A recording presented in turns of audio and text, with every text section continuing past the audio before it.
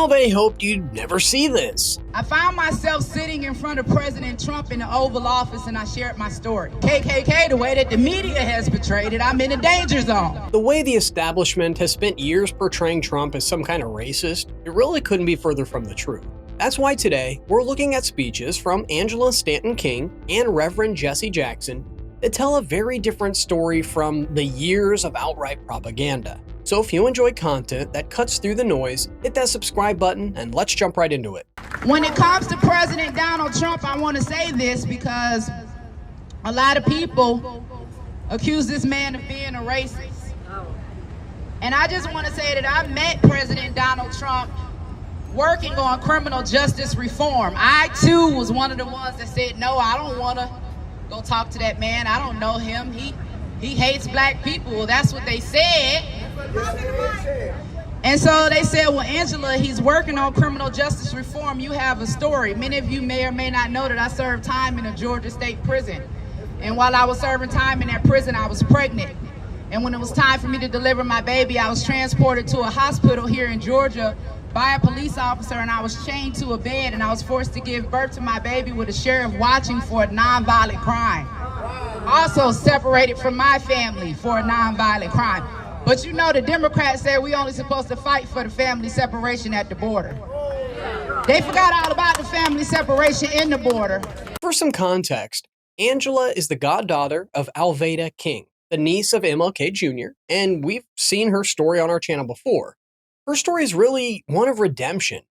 After serving time in prison, she got out and eventually became an activist, focusing in part on making sure incarcerated pregnant women wouldn't have to go through what she experienced herself. That work eventually brought her into contact with Donald Trump during his first term. And naturally, after years of hearing the media portray the president as some kind of monster, she admitted she had concerns about working with him. Interestingly enough, though, Angela's story helped push an important reform that ultimately made its way into the First Step Act.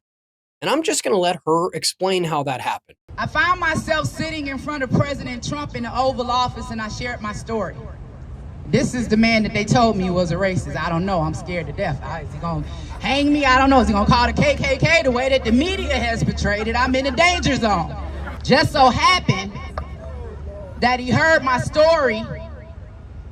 Not only did he pass the First Step Act, but he also made it illegal for them to chain women to the bed during their childbirth. So not only did he just sign one of the most historic forms of criminal justice reform legislation to ever hit this nation, overturning the '94 crime bill that massively incarcerated Black America, freeing nearly 20,000 people to this day.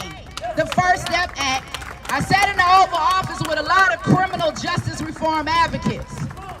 I saw Kim Kardashian on the front page taking her pictures. I saw Alice Johnson. I saw Louis Reed. I saw Van Jones. I saw Jessica Jackson. I saw, what's her name, Vivica Fox. I saw Isaiah Washington. But I don't see any of them here today.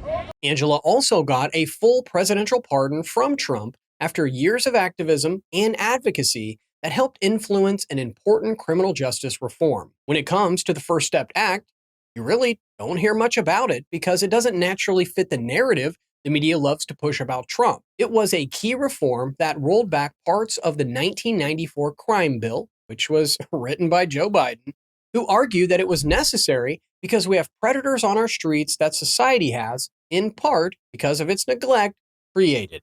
Adding that we have no choice but to take them out of society, and the truth is, we don't very well know how to rehabilitate them at this point. But for some reason, one of these two is portrayed as a racist, while the other was sold as necessary for democracy to survive. Really? To really prove how the media has been lying through their teeth, let's just go back to 1999, when Reverend Jesse Jackson chose these words to introduce Trump. I now want to bring forth a friend who has, he is deceptive in that his social style is of such.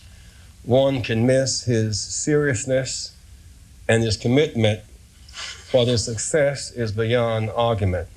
When we opened this Wall Street project and we talked about it, he gave us space at 40 Wall Street, which was to make a statement about our having a presence there. And beyond that, in terms of reaching out and being inclusive, he's done that too. And created for many people a comfort zone when I ran for the presidency in 84 and 88. And many others thought it was either laughable or something to avoid. He came to our business meeting here in New York because he has this sense of the curious and a will to risk to make things better. Donald Trump, for a few minutes, challenges and opportunities to embrace the underserved communities. Donald Trump. 2 years before that presser, the New York Times actually ran a piece noting that Trump received an ovation when he announced that he would donate office space to Mr. Jackson's civil rights group. But once Trump entered politics, the coverage changed dramatically. Now, that same paper would later publish articles claiming Trump has been obsessed with race for the entire time that he's been a public figure, along with a more recent opinion piece titled, "Lamenting Our President's Overt Racism." It's like they forget that their own archives are searchable, and people can pull up what they were writing decades ago. The thing is, Trump himself has literally never changed. Here's the rest of that 1990 clip where he carries himself almost exactly the way he does today. Jesse started off by saying, most of the wealth in this country is in the hands of a few. And I thought to myself, is that a bad thing? What's wrong with that, Jesse? But he did have an expression last year. And I was just telling Roger. He had an expression last year, the wall on wall must fall. And you haven't used it today, and I'm very disappointed in this, Jesse, because I thought it was a great expression.